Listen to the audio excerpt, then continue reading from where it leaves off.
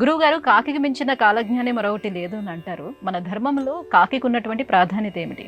పూర్వం రాక్షసులు దేవతలపైన యుద్ధానికి వచ్చిన నేపథ్యంలో పొరపాటుగా గ్రహవశాత్తు దేవతలకు పరాజయం సంభవించింది. దానితో దేవతలంతా పరిగెత్తడం ఆరంభించారు. అందులో యమధర్మరాజు వాయసం అంటే కాకి రూపాన్ని పొంది పరిగెత్తి తన ప్రాణాలు కాపాడుకున్నాడు. ఆపద కాలంలో ఇలా తనకు రూపాన్ని అందించిన ఆ వాయసానికి ఇకపైన మరణించే సమయంలో ఎవరికైనా సంబంధించినటువంటి ఏ పిండమైనా ప్రధానంగా నీకు సంబంధించినదే అనేటటువంటి వరాన్ని అనుగ్రహించాడు. ఇది ఒక పురాణ గాథ. అలాగే వాయసపిండం అనే పేరిట ఏ కర్మలోనైనా మనం కాకికి ఒక పిండం పెట్టడం గమనిస్తూ ఉంటాం. జ్యోతిష శాస్త్రంలో శకునం ఒక శాస్త్రం. ఇంటిపైన కాకి వాలి కావు కావున అరిస్తే ఇంటికి ఎవరో బంధువులు వస్తున్నారు అని సూచన. అలాగే మనం ప్రయాణమై వెళ్ళే సమయంలో ఒక కాకి అలా ఎదురుగా వచ్చి పక్కకి వెళితే అపశకునం. 2 కాకులు వెళితే శకునం. ఆ 2 కాకులు అలా రెక్కలు చాచి ఎదురు నుంచి వెళుతూ ఒక పక్కన ఆగి గమనిస్తూ ఉంటే ఇది ఇంకా శుభశకునం. ఎవరైనా 10 మంది కలిసి మాట్లాడుతూ ఉంటే కాకి గోల. శ్రీరామాయణంలో కూడా కాకి ప్రస్తావన ఉంది. సీతాదేవి రామచంద్రమూర్తి ఏకాంతంగా ఉన్న సమయంలో సీతాదేవి పైన వాలిన కాకిని చూసి ఆగ్రహంతో రామచంద్రమూర్తి దర్భను మంత్రించి అస్త్రంగా మార్చి ప్రయోగించగా ఆ కాకి నానాలోకాలు తిరిగిన సన్నివేశాన్ని జ్ఞాపకం తెచ్చుకోవచ్చు. కాకా సురైక నయన హరల్లీలాస్తధారణే నమో భక్త్యైక వేద్యాయ రామాయాపన్నివారిణే.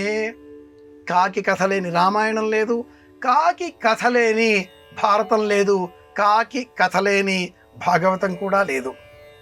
కర్ణుడికి శల్యుడు మహాభారత యుద్ధ సమయంలో కథలు చెబుతూ ఒకానొక ఇంట్లో యజమాని ప్రతిరోజు అంతంత మెతుకులు చేతికి పెట్టుకుని చేయి కడుక్కోవడంతో ఆ ఎంగిలి మెతుకులు తిన్న కాకి బాగా శరీరం పెంచుకొని ఎలా మదంతో అరుస్తున్నదో నీ మాటలు అలా ఉన్నాయి.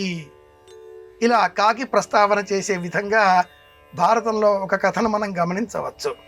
భాగవతంలో కూడా అన్ని గ్రంథాలలో కూడా అత్యంత ప్రాచీనమైనటువంటి ఈ కాకి వృత్తాంతాన్ని మనం గమనించినట్లయితే కాకి లేనిదే మానవ జీవనం లేదు అంటాం.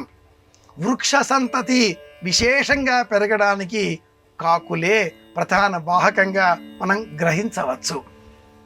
ఇంతటి సమైక్య భావం కల ఆ కాకి ఎంతగా మన గృహాలకు దగ్గరగా ఉంటుందో అంతగా శత్రుత్వ భావాలు కూడా పెంపొందిస్తుంది. ఇంటిలోనికి కాకి వస్తే ఇంటికి దోషం. వాస్తుశాంతి నిర్వహించాలి.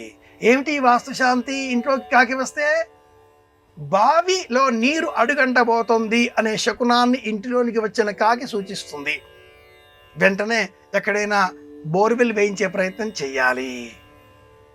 కుండలో నీరు అయిపోతే కాకి రాళ్ళు తీసుకువచ్చి పైకి వచ్చిన నీటిని సేవించిపోయిన చిన్నారి కథను వినే ఉంటాం. ఒక పుట్టలో ఉన్న పాము తన గుడ్లు తింటూ ఉంటే ఎలా రక్షించుకోవాలా అని ఆలోచించిన కాకి మహారాణి ఆభరణం తెచ్చి పుట్టలో వేయడంతో రాజభట్లు పుట్టను తవ్వి ఆ పామును చంపివేసిన కథని జ్ఞాపకం తెచ్చుకునే ఉంటాం. పంచతంత్రంలో కావచ్చు, పారమార్థిక జ్ఞానంలో కావచ్చు, సనాతన భారతీయంలో ఆధ్యాత్మిక ప్రపంచం అధిక భాగం కాకుల కథతో కలిసి ఉన్నది. ఏమిటి ఈ కాకి గోలా అంటూ ఉంటారు. అన్నభేది తిని ఒక్క కాకి మరణిస్తే మిగతా కాకులన్నీ కావు కావుమని మొరపెట్టగా ఇది కూడా పోతన్న భాగవతంలో పద్యమే. అలా కావు కావుమనే వృత్తాంతం వింటే బంధువుల కాకిగోల అంటూ మర్యాదగా తమాషాగా మాట్లాడుకునే సందర్భాలు కూడా ఉంటాయి. కనుక కావు కావు అనే ఈ మాటలు శాశ్వతం కావు.